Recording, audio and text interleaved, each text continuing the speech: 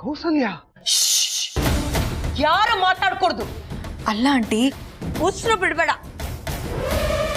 ಮದ್ವೆ ಆಗಿರೋ ಹೆಣ್ಣಿಗೆ ಇನ್ನೊಂದು ಮದ್ವೆ ಮಾಡೋದಕ್ಕೆ ಹೊರಟಿದ್ಯಾ?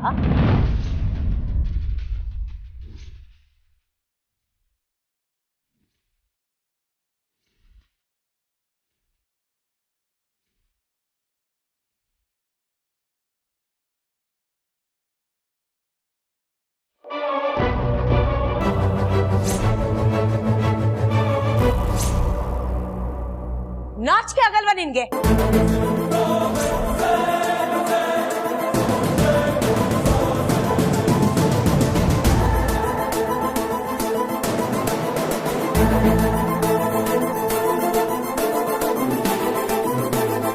ಹಾಗಿದ್ರೆ ನಾನು ಹೇಳಿದ ಕೆಲಸನ ಪ್ರಶ್ನೆ ಮಾಡದೆ ಸುಮ್ಮನೆ ಒಪ್ಕೋತೀನಿ ಅಂತ ಮಾತು ಕೊಡು.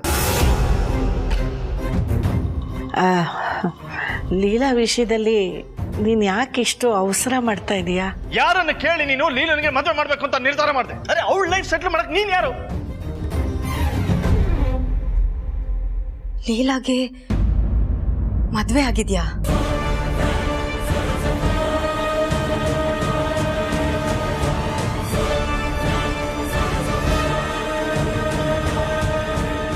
ಹೌದು,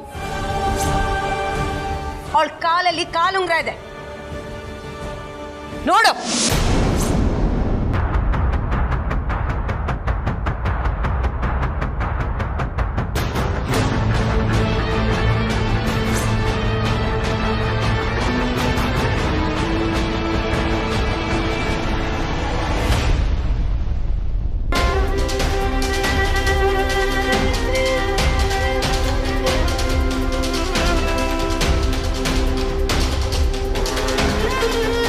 ವಿಷಯ ಗೊತ್ತಿಲ್ಲದೆ ತುಂಬ ದೊಡ್ಡ ತಪ್ಪು ಮಾಡಿಬಿಟ್ರಿ ಅಂತಾರೆ ಅವರೇ.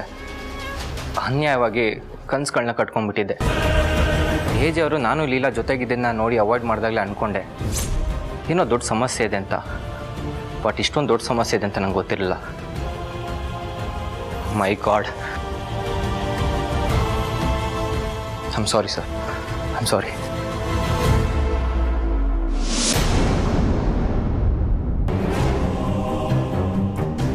ಆಂಟಿ, ನನ್ನ ಆತ್ಮಸಾಕ್ಷಿಯಾಗಿ ಹೇಳ್ತಾ ಇದ್ದೀನಿ, ನನಗೆ ಈ ವಿಷಯ ಗೊತ್ತಿರಲಿಲ್ಲ. ಈ ವಿಷಯ ನಿಮ್ಮಿಂದ ಗೊತ್ತಾಗುತ್ತೆ ಅಂತ ನಾನು ಅಂದ್ಕೊಂಡೇ ಇರಲಿಲ್ಲ. ಇದರಲ್ಲಿ ನನ್ನ ತಪ್ಪಿರಬಹುದು, ಆದರೆ ಈ ತಪ್ಪು ಮಾಡೋದಕ್ಕೆ ಮನೆಯವರೆಲ್ಲರೂ ಕಾರಣ.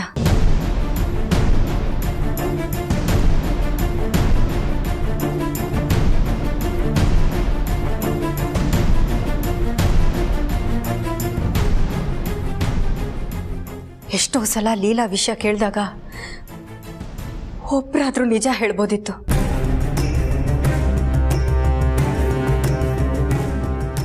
ಅವರೆಲ್ಲ ಯಾಕೆ ನಾನು ಗಂಡು ಹುಡುಕ್ತಿದ್ದೀನಿ ಅಂತ ಹೇಳಿದಾಗ ಲೀಲಾನಾದ್ರೂ ಸತ್ಯ ಹೇಳ್ಬೋದಿತ್ತು.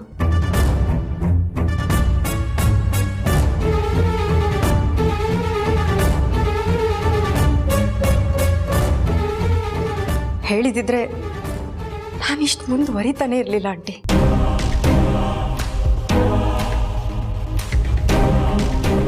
ಇರಲಿ, ಮೋಸ ಹೋಗೋದು ಇದೇನು ಮೊದಲೇನಲ್ಲ. ಈ ಹಿಂದೆ ಲೀಲಾ ಲೈಫಲ್ಲಿ ಲವ್ ಬ್ರೇಕಪ್ ಆಗಿದೆ ಅಂತ ಹೇಳಿದ್ರು ಅಷ್ಟೇ. ಆದರೆ ಅವಳ ಜೀವನದಲ್ಲಿ ಇಷ್ಟೆಲ್ಲ ನಡೆದಿದೆ ಅನ್ನೋ ಸತ್ಯನ ನನ್ನಿಂದ ಮುಚ್ಚಿಟ್ಬಿಟ್ರು. ಆದರೆ ಸತ್ಯ ಗೊತ್ತಾಗಿದ್ದು ಒಳ್ಳೇದೇ ಆಯಿತು. ಇನ್ಯಾವ ವಿಷಯನೂ ನಾನಿಲ್ಲಿ ಯಾರ ಹತ್ರನೂ ಕೇಳಲ್ಲ.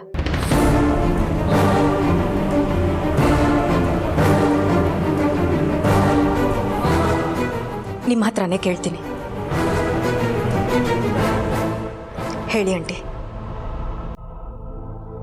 ಲೀಲಾ ಗಂಡ ಯಾರು?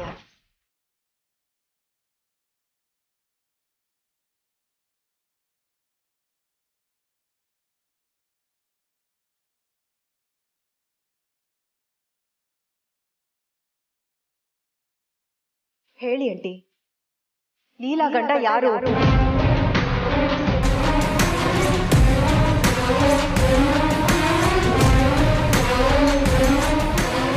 ಲೀಲನ್ ಗಂಡ ಯಾರು ಅಂತ ಕೇಳ್ತಾ ಇದ್ಯಾ?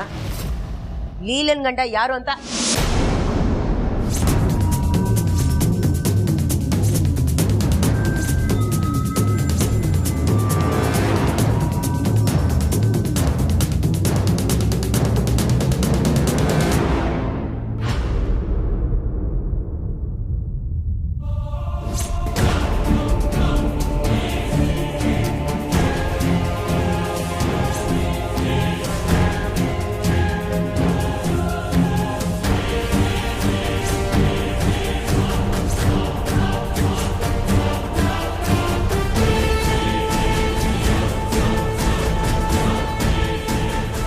ನನ್ನನ್ನೇನು ಕೇಳಬೇಡ.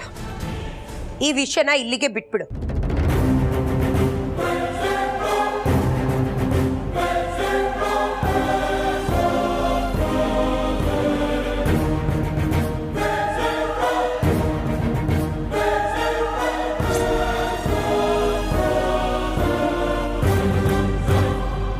ಸರಿ ಆಂಟಿ, ಸತ್ಯನ ಹೇಗೆ ಹೊರಗೆ ತರಬೇಕು ಅಂತ ನನಗೆ ಚೆನ್ನಾಗಿ ಗೊತ್ತು.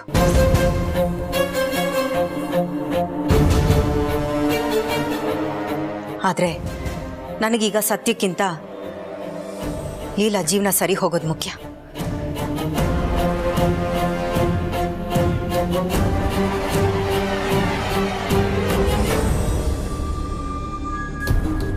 ಅಭಿ, ಮನೆಯವರೆಲ್ಲರೂ ಇಲ್ಲೇ ಇದ್ದಾರೆ. ಇವರೆಲ್ಲರೂ ಮುಂದೆ ಒಂದು ಸತ್ಯ ಹೇಳ್ತೀನಿ. ನೀವು ನನ್ನನ್ನು ತುಂಬ ಪ್ರೀತಿಸ್ತೀರಲ್ವಾ? ನಾನು ಅಂದರೆ ನಿಮಗೆ ಪ್ರಾಣ ಅಲ್ವಾ?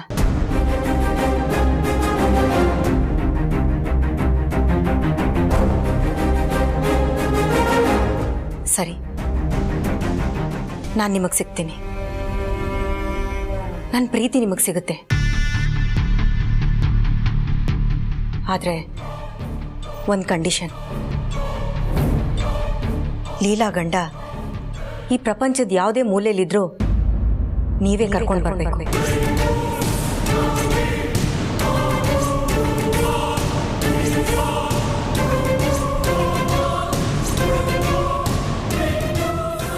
ಅವನನ್ನ ಕರ್ಕೊಂಡು ಬಂದು ಲೀಲಾ ಜೊತೆ ಒಂದು ಮಾಡೋದು ನಿಮ್ಮ ಜವಾಬ್ದಾರಿ. ನೀವು ಹಾಗೆ ಮಾಡಿದ ಮರುಕ್ಷಣನೇ ಈ ಅಂತರ ಅಭಿಗೆ ಸೇರ್ತಾಳೆ. ಇದು ನೀವು ನನ್ನ ಮೇಲೆ ಮಾಡ್ತಿರೋ ಪ್ರಮಾಣ.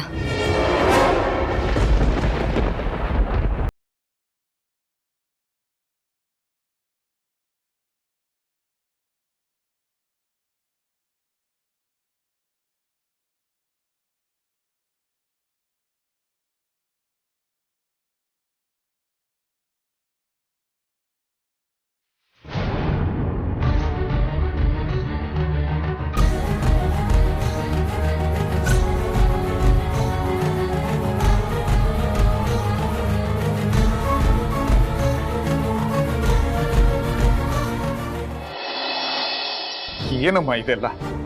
ಲೀಲಾ ಅಂತೂ ನಮಗೆ ಯಾವ ವಿಷಯನೂ ಹೇಳೋದಿಲ್ಲ, ಎಲ್ಲ ಮುಚ್ಚಿಕ್ಬಿಡ್ತಾಳೆ. ಆದರೆ ನೀವಾದರೂ ಒಂದು ಮಾತು ಹೇಳೋದಲ್ವಾ? ಲೀಲಾ ಪಾಲಿಗೆ ಈ ಮನೆಯಲ್ಲಿ ಯಾರು ಇಲ್ಲ ಅಂತ ಆಗೋಯ್ತಾ? ಅಯ್ಯೋ ಬೀಗ್ರೆ, ಅಷ್ಟು ದೊಡ್ಡ ಮಾತಾಡಬೇಡಿ. ಪರಿಸ್ಥಿತಿ ಕಟ್ಟಿಬಿದ್ದು ನಾವೆಲ್ಲ ಸುಮ್ಮನಾಗಿದ್ದೀವಿ. ನಿಮ್ಗೆ ಅಂತರ ಬಗ್ಗೆ, ಅವಳ ಆರೋಗ್ಯದ ಬಗ್ಗೆ ಚೆನ್ನಾಗಿ ಗೊತ್ತು. ಏನಾದರೂ ಮಾಡಬೇಕು ಅಂತಂದ್ರೂ ಅದಕ್ಕೆ ಅವಕಾಶನೇ ಆಗ್ತಿಲ್ಲ. ಇಲ್ಲಮ್ಮ, ಇದನ್ನೆಲ್ಲ ನೋಡಿ ನಾವಿನ್ನೂ ಬದುಕಿದೀವಲ್ಲ ಅಂತ ಅನ್ನಿಸ್ಬಿಟ್ಟಿದೆ. ಅಯ್ಯೋ ಬಿಡ್ತು ನೀ ಬಿಗ್ರೆ. ನೋಡಿ, ಲೀಲಾಗ ಅನ್ಯಾಯ ಆಗೋದಕ್ಕೆ ನಾನು ಬಿಡೋದಿಲ್ಲ. ನೀವು ಹೆದರಬೇಡಿ. ಈ ಪರಿಸ್ಥಿತಿನ ಅರ್ಥ ಮಾಡ್ಕೊಳ್ಳೋಕ್ಕೆ ನಿಮ್ಮ ಕೈಲಿ ಮಾತ್ರ ಸಾಧ್ಯ. ನನ್ನನ್ನು ನಂಬಿ.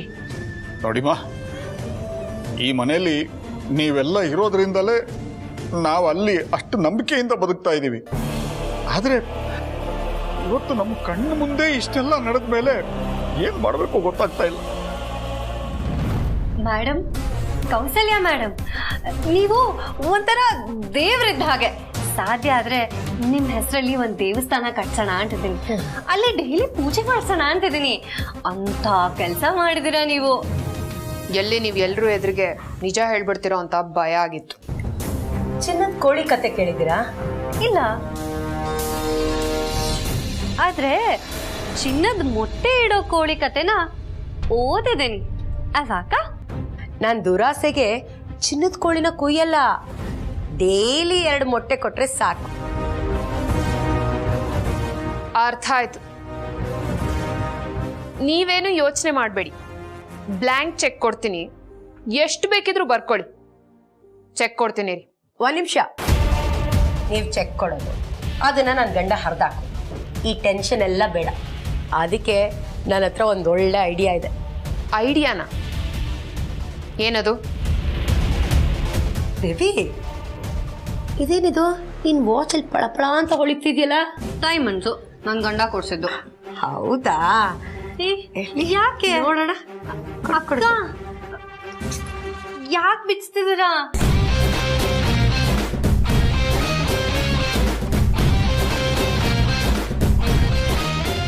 ಯಾಕೋ ತೂಕನೇ ಸರಿ ಹೋಗ್ತಾ ಇಲ್ಲ, ಇನ್ನೂ ಬೇಕು ಅನ್ಸ್ತಾ ಇದೆ. ರೀ, ನನ್ನ ವಾಚ್ ಕೊಡಿ. ಇದು 1 ಮೊಟ್ಟೆ ಆಯ್ತು, ಇನ್ನೊಂದು ಮೊಟ್ಟೆ ಬೇಕಲ್ವಾ? ಅಕ್ಕ ಅಕ್ಕ, ನನ್ನ ವಾಚ್ ಅದ್ರಲ್ಲಿ ಡೈಮಂಡ್ ಇದೆ, ನನ್ನ ಗಂಡ ಗಿಫ್ಟ್ ಕೊಟ್ಟಿದ್ದು. ಸರು, ಬೀಸೋದೊಣ್ಣೆಯಿಂದ ತಪ್ಪಿಸ್ಕೊಂಡ್ರೆ 100 ವರ್ಷ ಆಯಸ್ಸಂತೆ. ಸುಮ್ಮನೆ ಇದು ಬೀಸೋ ದೊಣ್ಣೆ ಅಲ್ಲ, ಬೀಸ್ತಾನೇ ಇರೋ ದೊಣ್ಣೆ. ಎಲ್ಲ ನನ್ನ ಕರ್ಮ. ನೋಡಿ, ಎಲ್ಲ ನೀವು ಹೇಳ್ದ ಹಾಗೆ ಕೇಳಿದೀವಿ. ಏಜೇನೆ ಲೀಲಾ ಗಂಡ ಅನ್ನೋ ವಿಷಯನ ಅಂತರಾತೆಗೆ ಗೊತ್ತಾಗ್ಬೇಕೋ ಬೇಡವೋ ಅಂತ ಡಿಸೈಡ್ ಮಾಡ್ಬೇಕಾಗಿರೋದು ನಾನ್. ಅದು ನೀವಿಬ್ರು ನನ್ನ ಜೊತೆ ಹೇಗ್ ನಡ್ಕೊಳ್ತೀರಾ ಅನ್ನೋದ್ರ ಮೇಲೆ. ಸದ್ಯಕ್ಕೆ ಆರಾಮಾಗಿರಿ. ದುರ್ಗಾಂಬ, ಎಲ್ಲಿ ಬಳೆ ಬಿಚ್ಕೊಡು. ಇಲ್ಲ ಅಂತ್ರ ಕೊಡ್ತೀನಿ.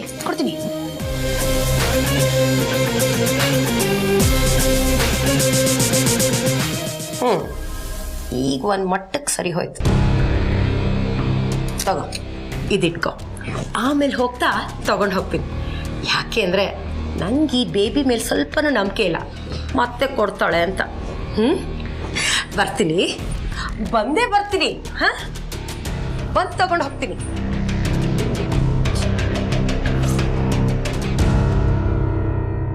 ಏನಮ್ಮ ಇದೆಲ್ಲ ಎಲ್ಲಿಗೆ ಹೋಗ್ಬಿಟ್ಟುತ್ತೋ ಏನೋ. ಇಲ್ಲ ಬಿಗ್ರೆ, ನಾನೇ ಇದಕ್ಕೆ ಸಾಕ್ಷಿ. ನನ್ನ ಮಗ ಮೊದಲಿದ್ದಾಗಿಲ್ಲ. ನೋಡ್ತೀರಿ, ನಮ್ಮ ತಾಳ್ಮೆಗೆ ತಕ್ಕ ಉತ್ತರ ಸಿಕ್ಕೇ ಸಿಗುತ್ತೆ. ನೀವು ನೊಂದ್ಕೋಬೇಡಿ ದಯವಿಟ್ಟು. ಅಯ್ಯೋ, ನೀವು ನನಗೆ ಕೈ ಮುಗಿಬಾರ್ದಮ್ಮ. ನೀವು ನೊಂದ್ಕೋಬೇಡಿ, ಬೇಜಾರು ಮಾಡ್ಕೋಬೇಡಿ. ನನಗೆ ನಿಮ್ಮ ಮೇಲೆ ನಂಬಿಕೆ ಇದೆ. ಆ ದೇವರು ಲೀಲಾ ನ್ಯಾಯ ಕೊಟ್ಟೆ ಕೊಡ್ತಾನಮ್ಮ, ಕೊಟ್ಟೆ ಕೊಡ್ತಾನೆ.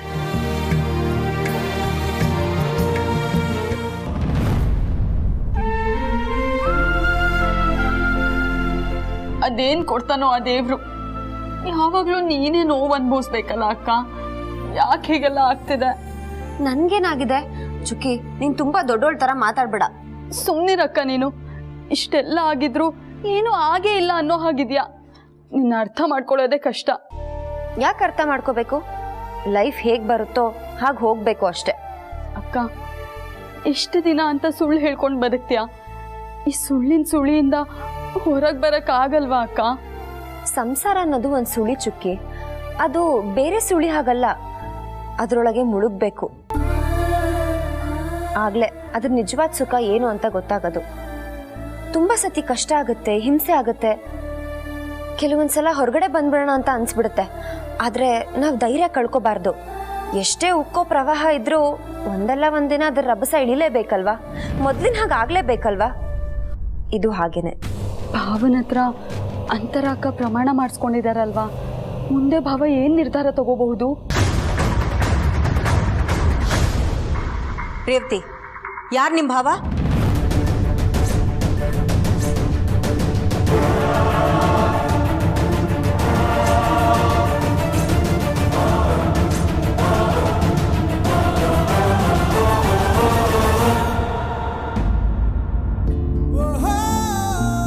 ನಾನೇನು ಮಾಡಲಿ? ಹೇಳೋಕ್ಕೂ ಆಗದೆ ಸುಮ್ಮನಿರೋಕ್ಕೂ ಆಗದೆ ಒದ್ದಾಡ್ತಾ ಇದ್ದೀನಿ. ಅಂತರಂಗೆ ಚಿಕ್ಕ ಆಘಾತ ಆದರೂ ತಡ್ಕೊಳಕ್ಕಾಗಲ್ಲ. ಹಾಗಂತ ಲೀಲಾ ಕಷ್ಟದಲ್ಲಿರೋದನ್ನು ನೋಡ್ಕೊಂಡಿರೋಕ್ಕಾಗಲ್ಲ.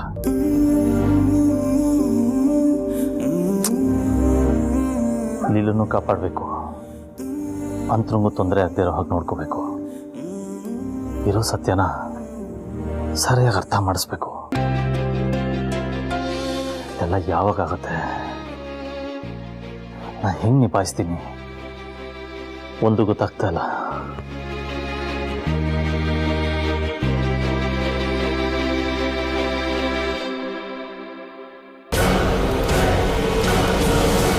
ಹೇಳು ರೇವತಿ, ಯಾರು ನಿಮ್ಮ ಭಾವ?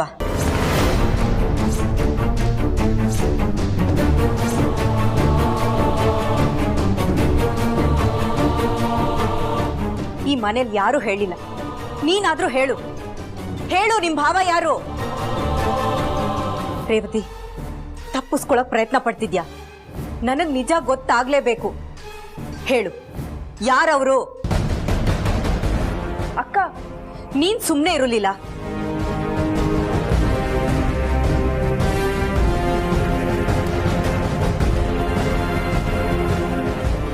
ರೇವತಿ, ನೀನು ಲೀಲಾ ನೋಡ್ಬೇಡ, ನನ್ನ ಕಡೆ ನೋಡ್ಕೊಂಡು ಹೇಳು. ಹೇಳು, ಲೀಲಾ ಗಂಡ ಯಾರು?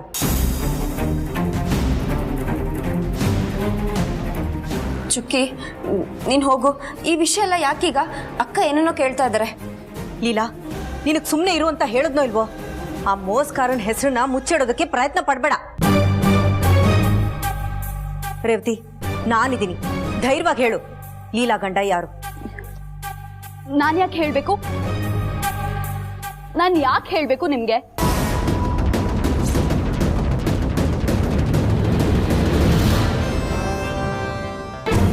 ಅಕ್ಕಂಗೆ ಬೇಡವಾಗಿರೋ ಭಾವ ನಂಗೆ ಯಾಕೆ ಬೇಕು? ಅಂದಿದ್ರೆ ಅವಳೆ ಗಂಡನ ಜೊತೆ ಇರ್ತಿರ್ಲು. ಅವನಿಲ್ಲ ಅಂದ್ರೆ ಬೇಡ ಅಂತ ತಾನೇ ಅರ್ಥ. ಅವಳು ಏನಾದ್ರೂ ಮಾಡ್ಕೊಳ್ಳಿ, ನಂಗೇನಾಗ್ಬೇಕು? ನನ್ನ ಪಾಡಿಗೆ ನನ್ನ ಬಿಟ್ಬಿಡಿ.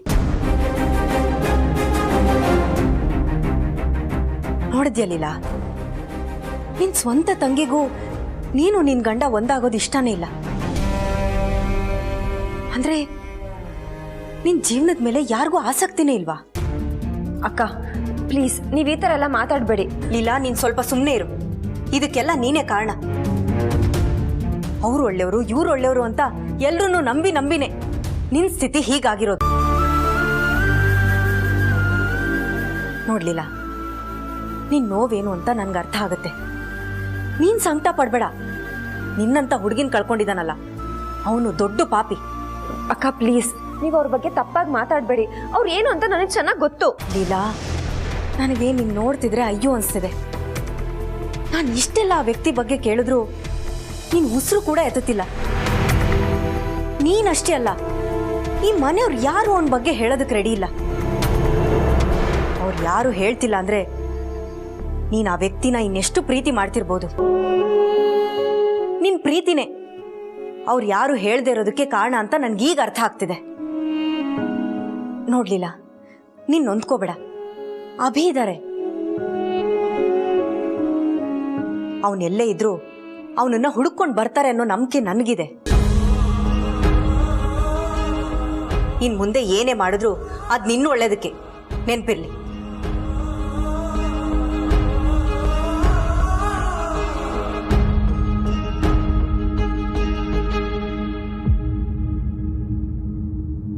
ಅಂತ್ರ ಹೇಳಿ ಆಂಟಿ, ಏನಾಯ್ತು? ಏನಾಯ್ತು ಅಂತ ಕೇಳ್ತಿದ್ಯಲ್ಲಮ್ಮ. ನೀನೇನೋ ಲೀನನ್ ಮೇಲಿನ ಪ್ರೀತಿಗೆ ಹೀಗೆಲ್ಲ ಮಾಡಿದೆ, ಆದರೆ ನಾನು ಎಲ್ಲಾನು ನಾಶ ಮಾಡಿಬಿಟ್ಟೆ. ತಾಯಿಯಾಗಿ ನಾನೇನು ಮಾಡಬೇಕಾಗಿತ್ತೋ ಅದನ್ನೇ ಮಾಡಿದೆ. ದಯವಿಟ್ಟು ಅಪಾರ್ಥ ಮಾಡ್ಕೊಳ್ಬೇಡ. ಅಯ್ಯೋ ಆಂಟಿ, ನಾನು ನಿಮ್ಮ ಹತ್ರ ಸಾರಿ ಕೇಳಬೇಕು. ಯಾಕೆ ಹೀಗೆಲ್ಲ ಮಾತಾಡ್ತಿದ್ದೀರಾ? ಆ್ಯಕ್ಚುಲಿ ವಿಷಯ ಗೊತ್ತಾಗಿದ್ದೆ ನಿಮ್ಮಿಂದ ಅಲ್ವಾ? ಆದರೂ ಪೂರ್ತಿ ವಿಷಯ ಗೊತ್ತಾಗಿದ್ರೆ ಒಳ್ಳೇದಾಗ್ತಿತ್ತು. ಹೇಳ್ಬೋದಮ್ಮ, ಹೇಳ್ಬೋದು. ಆದರೆ ಲೀಲಾ ನನ್ನ ಬಾಯಿ ಮುಚ್ಚಿದಾಳೆ. ಅವಳ ಮಾತು ಮೀರಿ ನನ್ನ ಜೀವನದಲ್ಲಿ ಏನು ಮಾಡೋದಕ್ಕಾಗಲ್ಲ. ಯಾಕೆಂದ್ರೆ ಅವಳು ಒಂದಲ್ಲ ಎರಡಲ್ಲ, ನನ್ನ ಪಂಚ ಪ್ರಾಣ. ಇರಲಿ ಬಿಡಿ ಆಂಟಿ, ನನಗೆ ನಿಮ್ಮ ವಿಷಯ ಚೆನ್ನಾಗಿ ಗೊತ್ತು. ಇನ್ನು ಮುಂದೆ ಲೀಲಾ ಜವಾಬ್ದಾರಿ ನಂದು. ಅವಳಿಗೆ ಸಿಗಬೇಕಾದ ನ್ಯಾಯಕ್ಕೆ ನಾನು ವ್ಯವಸ್ಥೆ ಮಾಡ್ತೀನಿ. ಮಾಡಮ್ಮ, ಮಾಡು. ನೀ ನಿಧಾನ ಮಾಡಿದಷ್ಟು ನನಗೆ ಅನುಕೂಲ. ಅಪ್ಪಾಜಿ ಇಲ್ಲಂಟಿ? ಲೀಲನ್ ಜೊತೆ ಮಾತಾಡಬೇಕು ಅಂತ ಬಂದರು. ನೋಡೋಣ ಬಾ. ಬಾಯಾರಿಕೆ ಆಯ್ತು ಅಂತ ಬಾವಿ ನೀರು ಕುಡಿಯಕ್ಕೆ ಹೋದ್ರೆ ಕಾಲ್ ಜಾರಿ ಬಾಳು ಬಾವಿಲಿ ಬಿದ್ದಾಗಾಯ್ತಮ್ಮ ನನ್ನ ಮಗಳು ಬಾಳು. ಅಪ್ಪ, ಯಾಕೆಲ್ಲರೂ ನೆಗೆಟಿವ್ ಆಗಿ ಮಾತಾಡ್ತಿದ್ದೀರಾ? ಏನೂ ಆಗಿಲ್ಲ, ನೀನ್ ಸುಮ್ಮನೆ ಇರು.